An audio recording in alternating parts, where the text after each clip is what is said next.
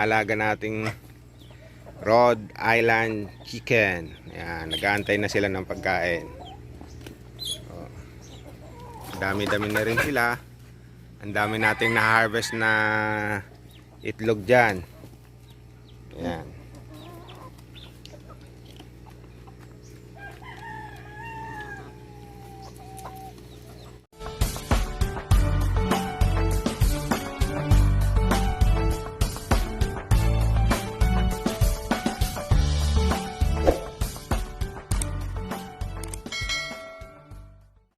Isang pinagpalang umaga mga kagaya.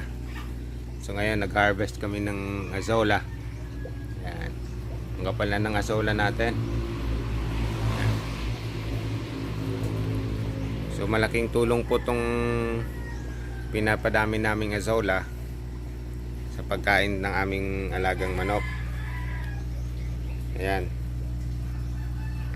So ito yung hinahalo namin sa aming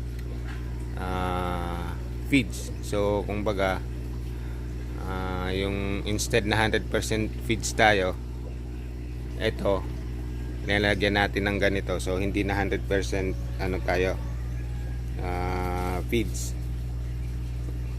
So malaki yung naititipid natin. Ayan, nakikita nyo, ganda ng azola. High in protein yan mga kagaya. So ito mayroon pa tayo dito. Ayan, azola din yung dalawang drum. So yung space na yan, bala ko pang gawing taniman ng azola.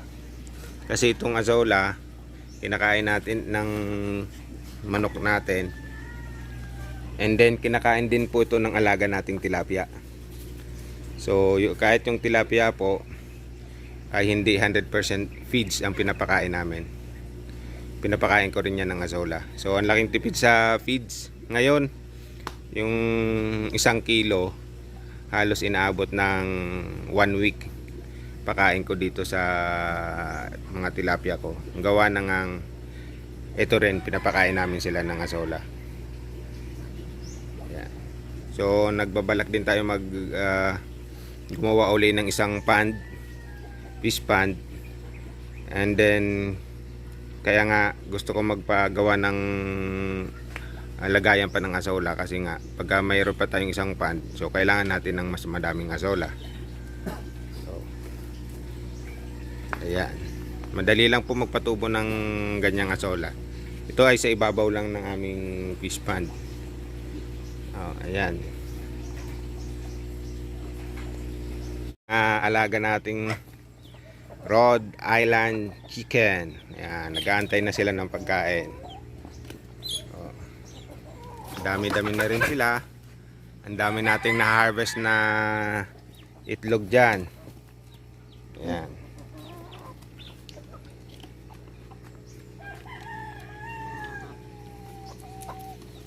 Po yung itlog na na-harvest natin sa mga alaga nating Rhode Island chicken. Ayan, may fresh egg tayo. So libre na rin tayong itlog at naibebenta pa natin yan mga kagaya. Ito po yung feeds na binibili natin. Ayan, yung isang sako na yan umaabot sa amin ng 1 buwan dahil sa tulong nitong azola. So kung wala kang azola, malalakas po kumain yung ating mga alagang Rhode Island Red. So kailangan mo talaga ng alternative food.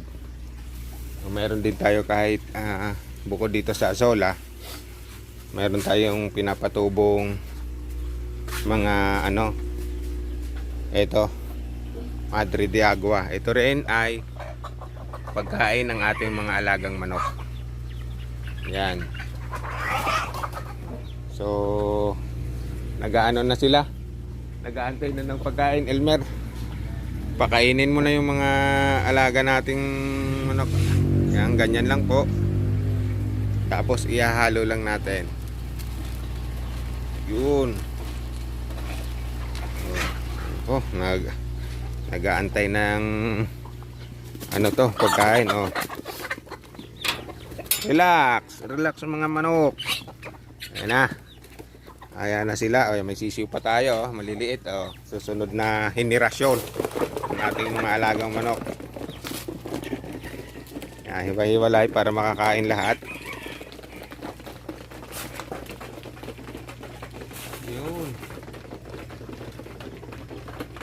Dito rin, oh. Pwede mo lagyan dyan. Ano?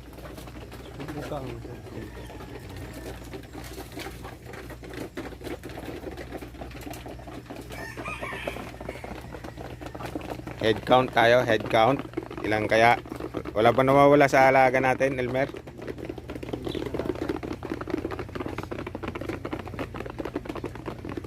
Yo, kita nyo po mga kagaya.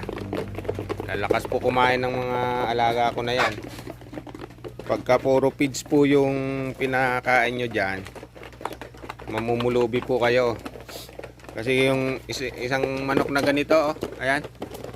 Alos 3 kilo po to, lalo na tong lalaki. Oh, ayan. Ang lalaki po ng mga yan. Tataba. Ito, oh, makita nyo yan. Yung babae, yung lalaki. Oh, lalo na tong lalaki na to. So, tiningnan mo to. Nako. Sobrang laki niyan. Sulit ka na nga pagka inihaw mo yung linuto mo yung isang manok.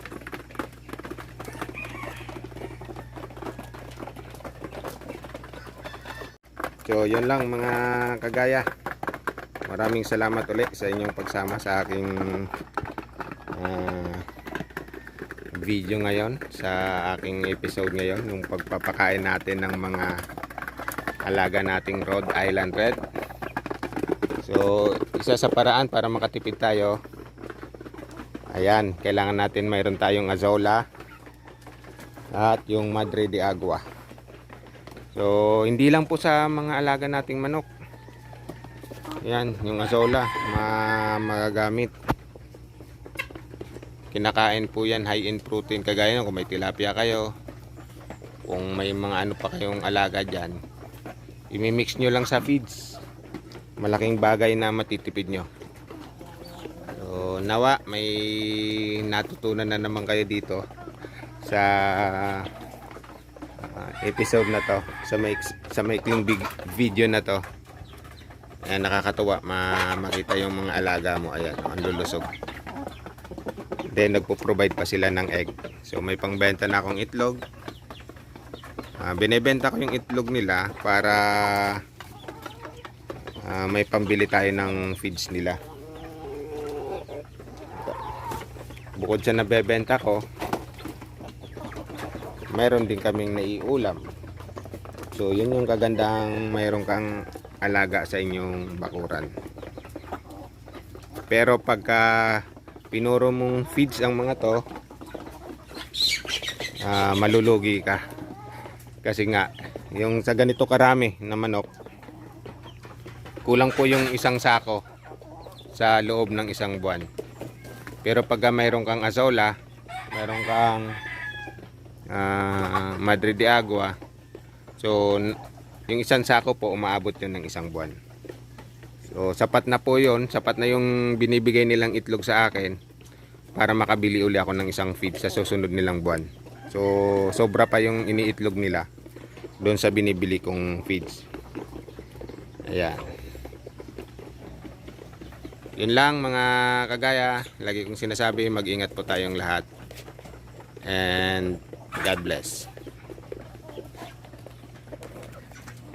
Kung nagustuhan nyo po yung video na to, ay nanyayahan ko po kayong mag-subscribe sa aking YouTube channel. And pa-like and share na rin po para mapanood din ng iba. Maraming salamat.